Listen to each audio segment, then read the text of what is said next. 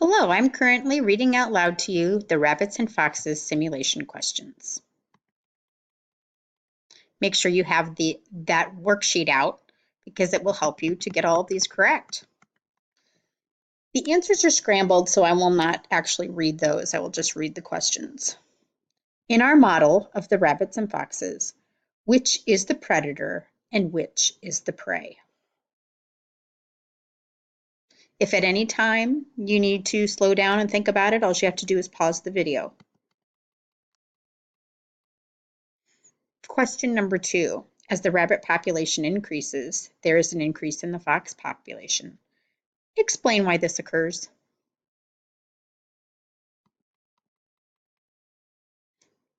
Question number 3. What happens when the fox population rises?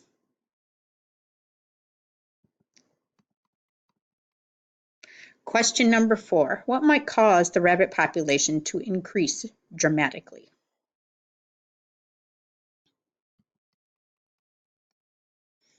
Question number 5. If the entire fox population disappears, what is likely to happen